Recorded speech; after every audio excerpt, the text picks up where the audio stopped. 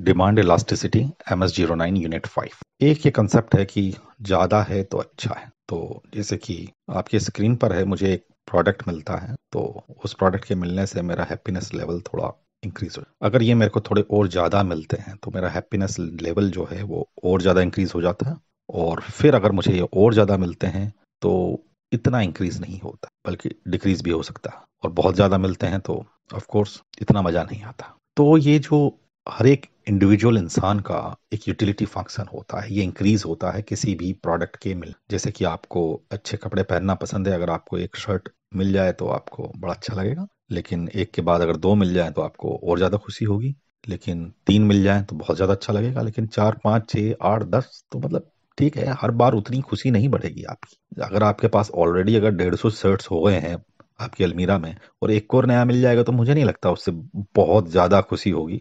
तो प्राइसेस अगर हम कम कर किसी भी चीज तो उसकी डिमांड बढ़ेगी, ये तो तय है। लेकिन जरूरी नहीं है कि वो बहुत ज्यादा बढ़े। आप बहुत ज्यादा डिमांड अगर अगर आप बहुत ज्यादा प्राइस अगर उसकी कम कर देंगे तो जरूरी थोड़ी ना लोग बहुत ज्यादा खरीदने लग जाएंगे। जैसे फॉर एग्जांपल लेते हैं, एक नमक लेते हैं। अब नमक आदमी 1 किलो नमक लेकर के जाता है अपने घर पर, किलों के 1 महीना चल जाता है 1 किलो नमक। अब नमक का क्या करेगा? नमक सब्जी में डालेगा ना। अब उसके अलावा तो कोई उसकी यूटिलिटी है भी नहीं। बहुत ज्यादा नमक मिल जाएगा तो क्या कर लेगा? नमक से नहाना तो चालू नहीं कर देगा। अगर नमक की प्राइस बहुत कम कर दें तो भी नमक की डिमांड पे मुझे लगता नहीं कोई खासा फर्क पड़ने वाला, क्योंकि उसकी यूटिलिटी एक ही है और उससे उतनी ही हैप्पीनेस मिलेगी। तो मुझे नहीं लगता कोई फर्क पड़ेगा अगर नमक का भाव अगर गिरा दिया जाए।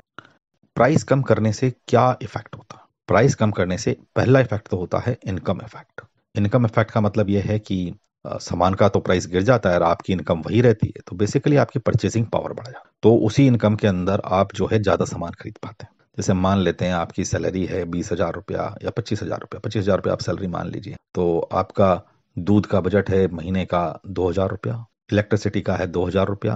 अब मान लेते हैं कि अगर दूध का भाव थोड़ा कम हो जाए या इलेक्ट्रिसिटी का भाव कम हो जाए, आप थोड़ा हैप्पी होंगे, थोड़ा और खरीद लेंगे। मतलब दूध जहां मैं पहले 2 किलो लेता था, अब चलो 2.5 किलो लेने लग जाऊंगा, साथ में दही लेने लग जाऊंगा, तो थोड़ा सा ज्यादा लेने लग जाएंगे, लेकिन इतना भी ज्यादा नहीं लेंगे, मतलब जरूरत के हिसाब से ही लेंगे। तो there is a income effect. Basically आपकी इनकम तो वही रहेगी और प्राइस अगर कम हो जाएगा तो बेसिकली आपकी परचेजिंग पावर बढ़ जाए, आप ज्यादा सामान खरीद सकते हैं उस उन्हीं पैसों, तो उसे इनकम इफेक्ट। दूसरा है सब्सटीट्यूशन इफेक्ट। अब जब आप प्राइस कम करते हैं तो वो किसी दूसरे आइटम का सब्सटीट्यूट बन सकता है, तो उससे जो है काफी ज्यादा आपकी डिमांड जो है बढ़ सकती है। जैसे फॉर एग्जांपल हम दो प्रोडक्ट ले लेते हैं, एक एडिडास का शू है और दूसरा जो है हमारे कैंपस का शू है। वैसे देखा जाए तो कैंपस जो है it is an substitute to Adidas. Okay, तो अगर कैंपस की प्राइस अगर मैं बढ़ा करके एडिडास के बराबर कर दूंगा तो ऐसा तो नहीं है कि लोग एडिडास छोड़ करके फिर भी कैंपस ही खरीदेंगे, क्योंकि ये सब्सटीट्यूट है तो लोग एडिडास खरीदने लग जाएंगे। और अगर मैं एडिडास की भाव गिरा दूं, थोड़ा और कम कर दूं, तो ये सब्सटीट्यूट प्राइस के काफी नजदीक पहुंच जाएगा, यानी कैंपस के नजदीक पहुंच जाएगा। तो लोग चाहेंगे कि मैं कैंपस का शूज लेने से बेटर है कि मैं एडिडास का ही ले लूं। तो ये सब्स्टिट्यूशन इफेक्ट जो है, इसकी वजह से भी जो है वो डिमांड बढ़। तो अब हम आते हैं इलास्टिसिटी पे। ये इलास्टिसिटी क्या होती है? इलास्टिसिटी होती है responsiveness of one variable to change in some another variable, इसे इलास्टिसिटी बोलते हैं। तो यहाँ पर क्या हो रहा है, हम जब डिमांड वगैरह की और प्राइस की बात कर रहे हैं तो प्राइस के चेंज से डिमांड पर इफेक्ट पड़ रहा है। तो किस पर इफेक्ट पड़ रहा है? डिमांड पर। तो रिस्पॉन्सिवनेस ऑफ वन वेरिएबल, किस में रिस्पॉन्स आ रहा है? डिमांड पर रिस्पॉन्स आ रहा है। किसके चेंज पर आ रहा है? प्राइस के चेंज पर। तो इसे हम प्राइस इलास्टिसिटी ऑफ डिमांड बोले, ठीक है ना। तो प्राइस इलास्टिसिटी क्या है? डेफिनेशन दे रखी है कि अगर परसेंटेज चेंज होता है प्राइस में तो उससे सेल्स पर कितना इंपैक्ट है, ठीक है ना। This is price elasticity. तो ये एक रेशो है परसेंटेज के अंदर कि डिमांड के अंदर कितना परसेंटेज चेंज होगा अगर प्राइस में मैं कुछ परसेंट चेंज करूं। तो इलास्टिसिटी भी दो टाइप की इलास्टिसिटी कैलकुलेट करते हैं हम लोग, एक होता है आर्क इलास्टिसिटी और दूसरा होता है पॉइंट इलास्टिसिटी। आर्क इलास्टिसिटी के अंदर percentage change in demand divided by percentage change in price होता है। ये बेसिकली एवरेज इलास्टिसिटी होती है। यहाँ पर जो है हमें दे रखी होती हैं कि पहले डिमांड क्या थी, अब बाद में डिमांड क्या है, पहले प्राइस क्या था, बाद में प्राइस क्या है, और उसके हिसाब से अब आपको कैलकुलेट करनी होती है कि इलास्टिसिटी। तो बेसिकली आपके क्वेश्चन के अंदर पहले की डिमांड, बाद की डिमांड, पहले का प्राइस और अब का प्राइस, ये दोनों, ये सारी चार कंपोनेंट आपको दिए हुए होंगे और आपको जो है वो इलास्टिसिटी कैलकुलेट करनी। तो परसेंटेज कैसे कैलकुलेट करेंगे? परसेंटेज कैलकुलेट करना तो खैर सभी को आता है, लेकिन यहाँ पर हम लोग, जैसे कि डिमांड है तो पहले की डिमांड है और अब की डिमांड है, तो हम लोग दोनों डिमांड का डिफरेंस निकाल लेंगे। तो अब हम इसे डिवाइड किससे करें? हम पहले की डिमांड से डिवाइड करें या अब की वाली डिमांड से डिवाइड करें? तो परसेंटेज जब भी निकालते हैं तो हम इनिशियल वैल्यू पे निकालते हैं, यानी कि पुरानी वाली डिमांड पर निकालते हैं। लेकिन यहाँ पर इकोनॉमिस्ट बोलते हैं कि पुरानी वाली डिमांड पर नहीं निकालना है आपको, आपको एवरेज वैल्यू पे निकाल परसेंटेज। तो इस हिसाब से अगर हम percentage change in demand calculate करेंगे तो ये होगा, मान लेते हैं D1 जो है पुरानी डिमांड है और D2 अभी की डिमांड है, तो D2 माइनस D1, तो ये डिमांड का डिफरेंस हो गया, that divided by D2 plus D1 divided by 2। तो डिवाइडेड बाई 2 को मैंने यहाँ पे 0.5 लिया, ठीक है। तो ये तो चेंज इन डिमांड हो गई। तो चेंज इन डिमांड को हमें डिवाइड करना है चेंज इन प्राइस। तो अब हम सिमिलरली चेंज इन प्राइस देख लेंगे। तो चेंज इन प्राइस जो होगा पुरानी प्राइस और नई प्राइस का डिफरेंस, तो that is P2 minus P1 divided by P2 plus P1 का आधा, that is 0.5 multiply by P2 plus P1। अब इन दोनों को आपस में डिवाइड कर देंगे तो आर्च प्राइस इलास्टिसिटी का फॉर्मूला आपके निकल जाए। तो ये फार्मूला चाहे तो आप याद कर लें, और अगर न भी याद करना चाहें तो आप अपने दिमाग में याद कर लें कि हमें परसेंटेज कैलकुलेट करना होता है जिसके अंदर चेंज हुआ है। किसके करने से हुआ है? प्राइस के करने से हुआ है, तो प्राइस नीचे आएगा, डिमांड ऊपर आएगी। Percentage change in demand divided by percentage change in price. लेकिन एक चीज का ध्यान रखना है, परसेंटेज कैलकुलेट करते टाइम एवरेज का उपयोग करना है, न कि इनिशियल वैल्यू। अब दूसरी आती है आपकी पॉइंट इलास्टिसिटी। ये जो पॉइंट इलास्टिसिटी होती है ये किसी पर्टिकुलर पॉइंट पर कैलकुलेट की जाती है। इसका जब भी क्वेश्चन आएगा आपको एक डिमांड का फंक्शन दिया हुआ होगा, आपको 4 वैल्यू नहीं दे रखी होंगी, पुरानी वाली डिमांड, नई वाली डिमांड और ऐसे करके नहीं दे रखा होगा, आपको एक फंक्शन आएगा। तो जैसे कि Q equal to 34 plus 4P plus 3P square. तो ये आपका मान लेते हैं डिमांड का फंक्शन है। तो जो प्राइस है वो प्राइस से आपकी डिमांड जो है इस फंक्शन से निकलती है। तो इस तरीके से आपके पास फंक्शन आएगा और आपसे पूछा जाएगा कि आगे पूछा जा सकता है कि इस पर्टिकुलर पॉइंट पर, यानी कि जब Q की वैल्यू 100 थी या प्राइस की वैल्यू जब 100 थी, तब प्राइस इलास्टिसिटी क्या। तो इसको कैलकुलेट करने के लिए आपको फंक्शन को डिफरेंशिएट करना पड़ेगा। तो यहाँ पर डिफरेंशिएशन की जरूरत पड़ेगी, आपको dq बाई डी निकालना पड़ेगा। dq बाई डी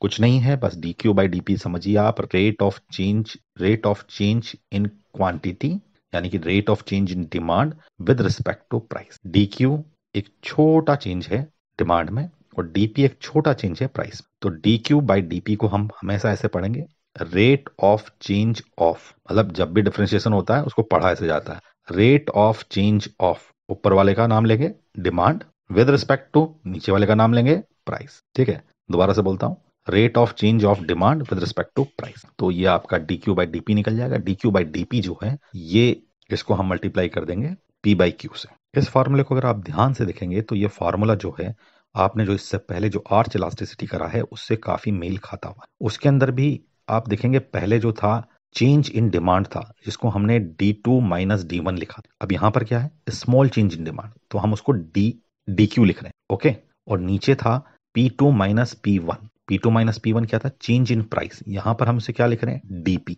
तो बेसिकली ये वही फॉर्मूला है, बस वो जो माइनस माइनस वाले कंपोनेंट थे D2 माइनस D1 उसको यहाँ पे DQ लिख दिया है और P2 माइनस P1 को यहाँ पे DP। और फिर हमने मल्टीप्लाई किया था P2 प्लस P1 से और D2 प्लस D1 से। लेकिन यहाँ पर दो अलग अलग वैल्यू तो है नहीं, यहाँ पर एक ही वैल्यू है।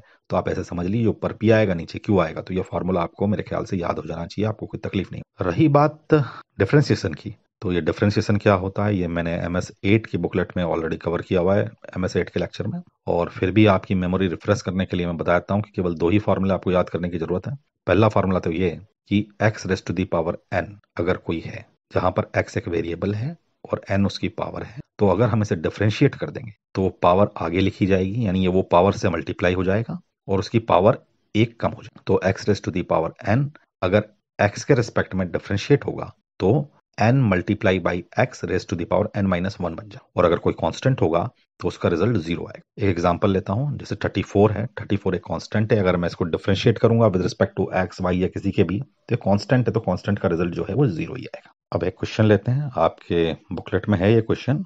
तो इस क्वेश्चन में डिमांड का फंक्शन दे रखा है Q is equal to 400 minus 4P। तो अब मैं इसे डिफरेंशिएट करता हूं विद रिस्पेक्ट टू P, क्योंकि हमें P नीचे चाहिए ना, DP नीचे की साइड P है ना, DQ बाई DP करना है। तो DQ बाई DP यानी कि विद रिस्पेक्ट टू P में इसे डिफरेंशिएट करूंगा तो जो 400 है वो तो बन जाएगा 0, क्योंकि वो कांस्टेंट है, और जो P की पावर है वो 1 है। तो 1 माइनस 1 तो P की पावर 0 हो जाएगी। P की पावर 0 होते ही ये 1 कहलाए और मल्टीप्लाई बाई 1, क्योंकि आगे वाली पावर को इधर लिख देंगे ना, तो ये बेसिकली -4 रह जाएगा, P गायब हो जाएगा। तो D Q by D P की वैल्यू हुई -4। अब इस -4 को हम मल्टीप्लाई कर देंगे प्राइस और क्यू के जो पॉइंट्स दे रखे हैं उनके साथ, दैट इज 10 डिवाइडेड बाई 360, तो आपका इलास्टिसिटी आ जाएगी, दैट इज -0.11। अब एक और क्वेश्चन लेते हैं। यहाँ पर क्वेश्चन है कि कार का प्राइस 8 लाख से 9 लाख रुपया कर दिया गया, तो जो कार सोल्ड थी, जो बिकी कार, वो 50,000 से 40,000 हो गई। यानी कि देखा जाए तो प्राइस हमने 1 लाख रुपया बढ़ाया और जो सेल्स पर जो है 10,000 का असर पड़ा। तो इसमें इलास्टिसिटी की, तो ये क्लियरली एक क्वेश्चन है आर्च इलास्टिसिटी का, क्योंकि इसमें डिमांड फंक्शन नहीं दे रखा है। इसके अंदर आपको 4 पॉइंट्स दे रखे हैं, पहले की प्राइस, अब की प्राइस, डिमांड दोनों। तो आप उसको उस फॉर्मूले से सॉल्व करेंगे तो इस केस में P1 हो जाएगा आपका 8, P2 हो जाएगा 9, दोनों का डिफरेंस हो जाएगा 1, D1 हो जाएगा 50,000, D2 हो जाएगा 40,000, डिफरेंस हो जाएगा 10,000। तो जब हम इसे कैलकुलेट करेंगे तो आंसर आएगा -1.88। इसी तरीके से दूसरा क्वेश्चन है। यहाँ पर एक फर्म जो है एडवर्टाइजमेंट पर पैसा खर्च करती है। एडवर्टाइजमेंट पर पैसा खर्च करने से जो चॉकलेट्स की बिक्री जो है वो 50,000 से 75,000 हो जाती है, 25,000 बढ़ जाती है। ये भी आर्च इलास्टिसिटी का क्वेश्चन है। तो स्ट्रेट अवे इसमें डिमांड को हम माइनस कर लेंगे तो 25,000 की डिमांड आ जाएगी, 25,000 का डिफरेंस आएगा डिमांड के अंदर, और एडवर्टाइजमेंट कॉस्ट जो इन्होंने चेंज करी वो 5,000 की चेंज करी है, तो कैलकुलेट करेंगे तो आंसर आएगा 1। तो डिमांड, इलास्टिक डिमांड होने से क्या होता है? इलास्टिक डिमांड होने से ये होता है कि जब हम प्राइस को अगर हम डिक्रीज करते हैं तो हमारा टोटल रेवेन्यू बढ़ जाता है, और प्राइस को जब हम इंक्रीज करते हैं तो टोटल रेवेन्यू डिक्रीज हो जाता है, जैसा कि डिमांड कर्व के हिसाब से होना चाहिए था। उसी हिसाब से अगर इलास्टिक डिमांड है तो, और अगर इन इलास्टिक डिमांड है और प्राइस हमने अगर डिक्रीज करी तो टोटल रेवेन्यू भी डिक्रीज हो जाएगा, और अगर हमने प्राइस इंक्रीज करी तो टोटल रेवेन्यू भी। तो कई चीजों की डिमांड जो होती है वो इलास्टिक डिमांड होती है, कई चीजों की डिमांड जो होती है इनइलास्टिक होती है। जैसे मैंने अभी एग्जांपल लिया था सॉल्ट का, तो सॉल्ट की डिमांड जो होती है ऑलमोस्ट जीरो होती है, इलास्टिसिटी जीरो होती है, तो उसका भाव चाहे बढ़ा लो या घटा लो, बिक्री पर कोई फर्क नहीं पड़ेगा। इसलिए ब्रिटिश ईरा के अंदर ब्रिटिशर्स लेकर के आए थे सॉल्ट लो। सॉल्ट लो में उन्होंने काफी हैवी टैक्स लगा दिया था सॉल्ट के ऊपर। तो सॉल्ट पर टैक्स लगाने का रीजन यही था कि सॉल्ट की जो प्राइस इलास्टिसिटी है वो जीरो होती है, लोगों को खरीदना तो पड़ेगा ही, चाहे भाव आप कुछ भी कर दो। तो उस हिसाब से उन्होंने सॉल्ट पर जो है वो टैक्स लगाया था। तो नेगेटिव पॉजिटिव इलास्टिसिटी का मतलब क्या होता है हम वो भी देख लें। एक चीज तो पक्की है कि नेगेटिव इलास्टिसिटीज जिनके अंदर होती हैं उनकी मतलब बेसिकली जैसे आप प्राइस बढ़ाएंगे तो आपका रेवेन्यू कम हो जाता है उनके, जिनकी नेगेटिव इलास्टिसिटी होती है। और जिनकी पॉजिटिव इलास्टिसिटी होती है उन केसेस के अंदर जैसे ही आप प्राइस उनकी बढ़ाते हैं तो रेवेन्यू कम हो जाता है, प्राइस अगर घटाते हैं तो रेवेन्यू बढ़ जाता है। अब एक और क्वेश्चन है आपकी बुकलेट में, if the marginal revenue is zero. अब मार्जिनल रेवेन्यू क्या है? मार्जिनल रेवेन्यू कुछ नहीं है, रेवेन्यू जो है उसका डिफरेंशिएशन किया है तो मार्जिनल के, तो इसमें that is change in quantity, revenue में कितना change, that is marginal revenue. तो अगर marginal revenue is equal to zero है तो इसका मतलब, तो marginal revenue equal to zero है तो इसका मतलब यह है कि total revenue is either at the maximum और एट मिनिमम, क्योंकि रेवेन्यू का जब मार्जिनल हमने किसी चीज का कैलकुलेट किया है यानी डिफरेंशिएट किया है तो वो उसका स्लोप कहलाता है। तो स्लोप अगर आपका जीरो हो गया है तो वो या तो मैक्सिमम है या मिनिमम है। ये चीज मैं ऑलरेडी MS-08 में कवर कर चुका हूं, तो प्लीज वो भी एक बार आप देख लें तो ये आपको ज्यादा अच्छी तरीके से क्लियर होगा। अब डिटरमिनेंट्स ऑफ प्राइस इलास्टिसिटी, तो सबसे पहले तो है अवेलेबिलिटी ऑफ सब्स्टिट्यूट। अगर सब्स्टिट्यूट अवेलेबल है तो प्राइस इलास्टिसिटी पर काफी फर्क पड़ता है, काफी अच्छी प्राइस इलास्टिसिटी की वैल्यू काफी ज्यादा हो सकती है। और अगर किसी चीज का सब्स्टिट्यूट नहीं है, अगर वो जैसे कि सॉल्ट हुआ, तो उसकी प्राइस इलास्टिसिटी नॉर्मली जीरो के आसपास है, और जिसके सब्स्टिट्यूट होंगे उनकी वैल्यूज काफी हाई रहेंगी। जैसे इलेक्ट्रिसिटी है, इलेक्ट्रिसिटी का कोई सब्स्टिट्यूट नहीं, इलेक्ट्रिसिटी तो आपको चाहिए ही चाहिए, तो उसकी प्राइस इलास्टिसिटी आप देख सकते हैं जीरो के नजदीक है, पॉजिटिव भी हो सकती है नेगेटिव भी हो। उसी तरीके से पेट्रोल है, लेकिन आप फॉरेन ट्रेवल का देखिए -4 है, इसका मतलब ये है कि अगर उसकी प्राइस फॉरेन ट्रेवल की ऊपर नीचे होगी तो काफी ज्यादा फर्क पड़ेगा, क्योंकि फॉरेन ट्रेवल के सब्स्टिट्यूट्स अवेलेबल है। अब मोशन पिक्चर्स है, अगर मोशन पिक्चर्स की प्राइस अगर ऊपर नीचे करेंगे तो काफी ज्यादा डिमांड में फर्क पड़ सकता है, क्योंकि इसकी वैल्यू आप देखिए -3 है। तो अगर इसकी प्राइस में अगर आप कुछ चेंज करते हैं ऊपर नीचे तो लोग डीवीडीज खरीदना चालू कर देंगे, तो इससे काफी इम्पैक्ट पड़ेगा। तो सब्स्टिट्यूट अगर अवेलेबल हैं तो उनकी प्राइस इलास्टिसिटी जो है काफी ज्यादा हो सकती है। अब प्रोपोर्शन ऑफ इनकम स्पेंड, इससे भी डिमांड पर काफी फर्क पड़ता है। अगर कोई चीज आपकी इनकम का एक छोटा पार्ट है, जैसे कि फॉर एग्जांपल आप प्याज खरीदते हैं या आलू खरीद या च्युइंगम खरीद, अब च्युइंगम आपकी इनकम का कितना बड़ा प्रपोर्शन, बहुत छोटा, बहुत माइन्यूट, 1 रुपए की च्युइंगम आती है, 25-30 हजार रुपए की आपकी सैलरी है, तो मुझे नहीं लगता कोई फर्क पड़ता है 1 रुपए की च्युइंगम ₹1.25 में हो जाए या 1 रुपए की च्युइंगम 50 पैसे में हो। तो ये भी जो है वो इतनी इलास्टिक डिमांड नहीं होती है। तीसरी चीज जिसका प्राइस इलास्टिसिटी पर फर्क पड़ता है वो टाइम पे। अब जैसे कि पेट्रोल का भाव बढ़ा दिया, तो पेट्रोल का भाव बढ़ा दिया तो मैं फटाफट तो पेट्रोल का भाव बढ़ते ही तो ऐसा तो नहीं है कि मैं अपनी कार छोड़ करके स्कूटर पे आ जाऊंगा या स्कूटर छोड़ करके साइकिल पे आ जाऊंगा। मुझे टाइम लगेगा एडजस्ट होने के अंदर। मुझे देखना पड़ेगा, यार मैंने पहले कार खरीद रखी है, अब वो कार जब पुरानी हो जाएगी मैं उसको सेकंड हैंड बेच दूंगा, तो उसके बाद ही मैं स्कूटर खरीदूंगा। जब तक तो कार है तब तक तो चलाना ही पड़ेगा, मजबूरी है।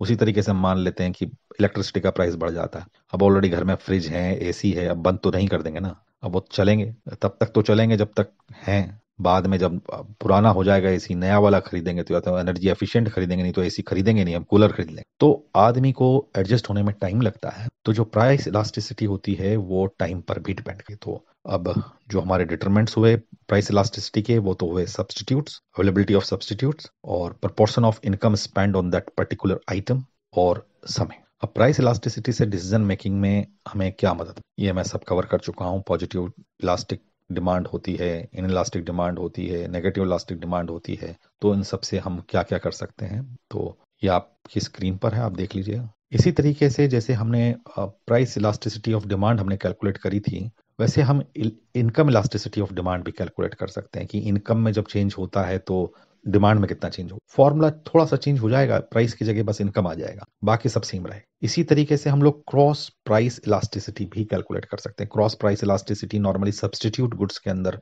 कैलकुलेट करते हैं, या फिर जो कॉम्प्लीमेंट्री गुड्स है उसमें हम लोग कैलकुलेट करते हैं। तो इसमें यही है कि क्वांटिटी तो अभी हमारे वाले प्रोडक्ट की रहेगी, लेकिन जो प्राइस जो हम यूज करेंगे वो हम लोग सब्सटीट्यूट या कॉम्प्लीमेंट्री प्रोडक्ट का यूज करेंगे। तो फॉर्मूला वही रहेगा, कोई खास फर्क नहीं। इसी के साथ ये यूनिट 5 भी कंप्लीट होती है। Thank you.